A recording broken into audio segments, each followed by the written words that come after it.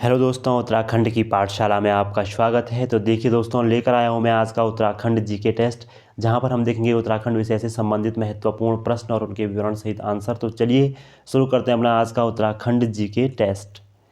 देखिए, जो पहला प्रश्न हमारा यहाँ पर है वो है, मूरक्राफ्ट टिहरी रियासत में किस वर्ष पहुँचा। तो एक विदेशी यात्री है मूरक्राफ्ट, वो टिहरी रियासत में किस वर्ष पहुँचे। तो इसका जो सही आंसर यहाँ पर होगा 1812, 1822, 1820 और 1834 में से 1820। देखिए 1820 में मूरक्राफ्ट टिहरी रियासत में पहुँचे और मूरक्राफ्ट ने टिहरी रियासत की उस समय की जानकारी दी। उन्होंने कहा कि जो ये नगर है ये अभी मतलब दिनहीन अवस्था में था, मतलब काफ़ी गरीबी वाली अवस्था में था ये राजधानी क्षेत्र। और यहाँ पर आंशिक विकास ही हुआ था। सुदर्शन शाह यहाँ पर निवास, सुदर्शन शाह से ये मिले, इन्होंने कहा यहाँ के राजा सुदर्शन शाह हैं। तो देखिए विकास कहाँ से होना था, क्योंकि सिर्फ 5 साल ही हुए थे उस समय तक टिहरी रियासत को बसे। 28 दिसंबर 1815 को टिहरी रियासत की स्थापना की थी टिहरी में सुदर्शन शाह ने। तो धीरे धीरे विकास चल रहा था। तो इसकी जानकारी मिलती है मूरक्राफ्ट के विवरण से। ठीक है, मूरक्राफ्ट कब आए, तो 1820 में। अगला प्रश्न है, किस ताल या कुंड को प्राचीन रूप से हंस कुंड भी कहा जाता है। तो इन 4 तालों में से या कुंड में से एक ऐसा ताल है जिसे प्राचीन रूप से हंस कुंड कहा गया है। तो कौन सा वो ताल है, तो इसका जो सही आंसर है वो है नंबर 2, होम कुंड। होम कुंड देखिए जो नंदा जात यात्रा का अंतिम पड़ाव है, 280 किलोमीटर की जो यात्रा नौटी गांव से चलती है उसका अंतिम बिंदु है होम कुंड। तो होम कुंड ही वो स्थान है या वो क्षेत्र है, वो ताल है जिसे हंस कुंड भी कहा जाता था। वैसे तो एक हंस कुंड छोटा सा जल का जो कुंड है वो केदारनाथ में हम मानते हैं, लेकिन जो बड़े ताल को हंस कुंड कहते हैं वो यही हंस कुंड है, होम कुंड। ठीक है, अगला प्रश्न है, चंगबंग नामक पर्वत चोटी कहाँ स्थित है। यहाँ पे छोटी हो गया है, पर्वत चोटी कहाँ पर स्थित है। तो जो पर्वत चोटी है चंगबंग वो कहाँ पर स्थित है, तो इन 4 जिलों में से जो चंगबंग पर्वत चोटी है चंगबंग वो स्थित है चमोली में। देखिए चमोली में जो बद्रीनाथ वाला इलाका है जहाँ पर नंदा देवी, त्रिशूल, नंदाकोट पर्वत श्रेणियाँ हैं, इन्हीं पर्वत श्रेणियों के बीच में स्थित है चंगबंग पर्वत श्रेणी। ठीक है, पर्वत श्रृंखला। अगला प्रश्न है, केदारनाथ के रावल होते हैं। तो यहाँ पर जो केदारनाथ के रावल अर्थात पुजारी होते हैं वो किस जाति से आने वाले ब्राह्मण होते हैं। तो देखिए पहला है नंबूरी जाति के ब्राह्मण, दूसरा है अय्यर जाति के ब्राह्मण, तीसरा है जंगम जाति के ब्राह्मण और चौथा है नयनार जाति के ब्राह्मण। तो देखिए अगर हम केदारनाथ के रावलों की बात करें तो जो जंगम जाति के ब्राह्मण होते हैं तीसरे नंबर के हैं, जो यहाँ पर तीसरे नंबर पर अंकित हैं जंगम जाति के ब्राह्मण। और क्षेत्र होता है मालाबार। ठीक है, मालाबार क्षेत्र के, केरल जो क्षेत्र है मालाबार, वहाँ के होते हैं जंगम ब्राह्मण।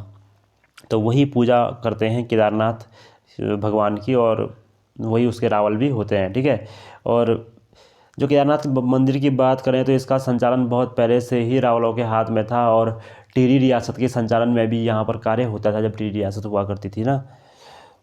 चलो अगला प्रश्न है, क्यों काल पर्वत या क्यों काला पर्वत भी इसे बोलते हैं, तो ये किस जिले में स्थित है। क्यों काल या क्यों काला पर्वत किस जिले में स्थित है। तो इन चारों में से जो सही आंसर होगा, जो क्यों काला पर्वत है या क्यों काल पर्वत है, वो है पौड़ी जिले में। देखिए पौड़ी जिले के आसपास ये स्थित है और क्यों कालेश्वर महादेव का जो प्रसिद्ध मंदिर पौड़ी में है वो इसी पर्वत पर स्थित है। तो क्यों काला जो पर्वत है वो भी पौड़ी में है। ठीक है, अगला प्रश्न, इनमें से किस नगर के समीप जलकुर नदी बहती है। देखिए महत्वपूर्ण प्रश्न है, एक ऐसा नगर इन 4 नगरों में से है जिसके समीप जलकुर नदी बहती है। तो देखिए टिहरी रियासत के ये नगर हैं कीर्तिनगर, प्रतापनगर, नरेंद्र नगर या पुराना टिहरी। तो इनमें से एक की स्थापना या एक जलकुर नदी के तट पर स्थित है। तो देखिए पुराना टिहरी तो नहीं है। तो इन 3 नगरों में से ऊपर के, तो उसमें से जो सही आंसर है वो है प्रतापनगर। देखिए प्रतापनगर जो प्रताप शाह द्वारा बसाई गई राजधानी है 1877, 1877 में प्रताप शाह ने इसे बसाया था। तो 1877 में प्रताप शाह ने जिस प्रतापनगर को बसाया वो बसाया था गंगा और जलकुर नदी के मध्य वाले क्षेत्र के, मतलब समीप वाले हिस्से पे।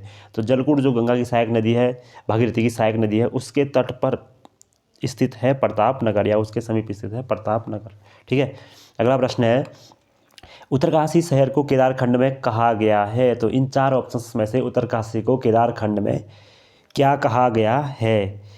तो उत्तरकाशी को कहा गया है इसमें सौम्यकाशी। देखिए सौम्यकाशी जो इसका पहला आंसर है वही है सौम्यकाशी, इसका पहला ऑप्शन ही सही आंसर है।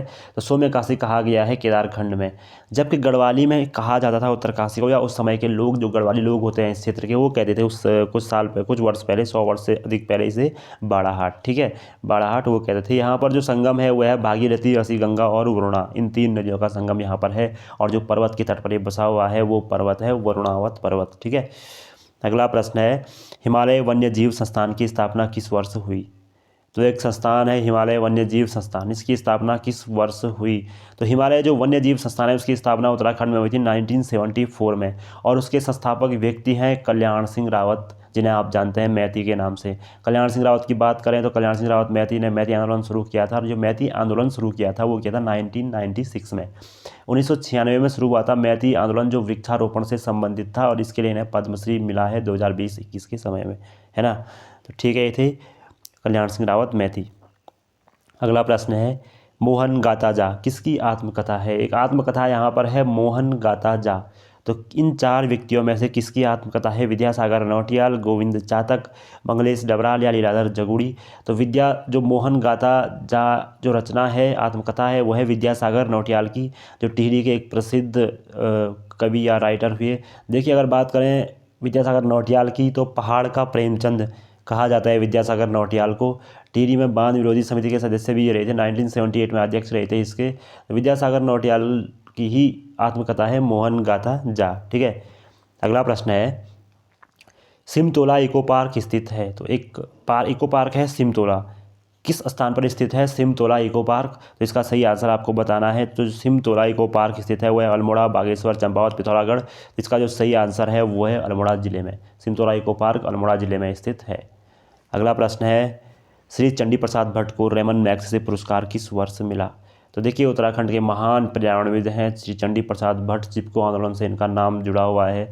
तो कब इन्हें रेमन मैग्सेसे पुरस्कार मिला। एशिया का सर्वश्रेष्ठ सम्मान हम मानते हैं। तो रेमन मैग्सेसे पुरस्कार इन्हें दिया गया था 1982 में, 1982, तीसरा ऑप्शन 1982 में दिया गया था, पर्यावरण क्षेत्र में अपने महत्वपूर्ण या बहुमूल्य योगदान देने के लिए, ठीक है। अगला प्रश्न है दून स्कूल की स्थापना कब हुई। तो दून स्कूल, देखिए दून स्कूल की स्थापना कब हुई। तो इनमें से इसका एक सही आंसर है वो है 1935, तीसरा जो आंसर है 1935। 1935 में दून स्कूल की स्थापना हुई, और इसके संस्थापक थे सतीश रंजन दास, ठीक है, SR दास, CR दास नहीं, सतीश रंजन दास, ठीक है। और ये भारत का पहला पंजीकृत स्कूल भी था। तो भारत का पहला पंजीकृत स्कूल होने का गौरव प्राप्त है दून स्कूल को, और 1935 में दून स्कूल की स्थापना सतीश रंजन दास ने देहरादून में की थी। आज भी ये स्कूल देहरादून में स्थापित है, ठीक है। अगला प्रश्न है नेथड़ा का किला कहाँ पर स्थित है। तो नेथड़ा का जो किला है वो किस क्षेत्र में स्थित है। तो पिथौरागढ़, चंपावत, चमोली या अल्मोड़ा। तो नेथड़ा का जो किला स्थित है वो है अल्मोड़ा में, और अल्मोड़ा में भी किस क्षेत्र में स्थित है। तो अल्मोड़ा का जो पश्चिमी जो क्षेत्र है, चमोली से टच करने वाला चौखुटिया वाला जो क्षेत्र है, चौखुटिया में स्थित है नेथड़ा का किला। और यहाँ पर एक मंदिर भी अब आप जानते हैं, नेथड़ा का मेला भी यहीं पर लगता है, नेथड़ा देवी का मंदिर भी यहीं आसपास ही है। तो नेथड़ा का किला भी यहीं पर है, चौखुटिया अल्मोड़ा में, और कहते हैं गोरखों द्वारा निर्मित किया गया था ये नेथड़ा का किला, ठीक है। अगला प्रश्न है गोपेश्वर में विशाल त्रिशूल का संस्थापक था। तो देखिए गोपेश्वर में एक विशाल त्रिशूल लेख है, जहाँ पर कई सारे लेख लिखे गए हैं, ये तो सब जानते हैं। लेकिन इस त्रिशूल की स्थापना यहाँ पर किसने की थी जिस पर ये लेख अंकित हैं। तो अशोक चल, गणपति नाग, विभु नाग या अजयपाल, इन 4 व्यक्तियों में से किस एक ने यहाँ पर गोपेश्वर में त्रिशूल लेख की स्थापना करवाई है। तो इसका जो सही आंसर है वो है ऑप्शन 2 गणपति नाग। देखिए गणपति नाग ने यहाँ पर उस विशाल त्रिशूल की स्थापना कराई और उस पर एक लेख लिखवाया था 6वीं सदी में, अपनी विजय के उपलक्ष्य में, जो उसने विजित किया था इस क्षेत्र को। तो इसके बाद इसी त्रिशूल पर 12वीं सदी में अशोक चल, जो कि आक्रमणकारी थे और विजयी, उस हिमालय को विजय किया था इन्होंने, हिमालयी क्षेत्र को, तो उन्होंने भी अपना लेख इस पर अंकित करवाया है, और उनका लेख भी इस त्रिशूल पर अभी भी विद्यमान है, ठीक है। और जो अगला प्रश्न है वो है गौरीगंगा किसकी सहायक नदी है। तो देखिए गौरीगंगा की बात करें तो गौरीगंगा सहायक नदी गौरीगंगा का उद्गम कहाँ पर स्थित है। तो नामी, कुलालम, मिलम या लिपुलेख। तो गौरीगंगा के उद्गम की बात करें तो जो इन 4 हिमालयों में से मिलम हिमालय है वहाँ पर स्थित है गौरीगंगा का उद्गम। गौरीगंगा की बात करें तो सहायक नदी है काली की, और जो जौलजीव है यहाँ पर ये काली में मिलती है और संगम बनाती है जौलजीव में काली के साथ। ठीक है। ये थी हमारी गौरी गंगा। तो ये थे हमारे आज के प्रश्न दोस्तों, जुड़े रहिए। धन्यवाद। ऐसे प्रश्न हम आपके लिए लाते रहेंगे, आपको एग्ज़ाम में हेल्प करेंगे। तो जुड़े रहिए हमारे साथ। धन्यवाद।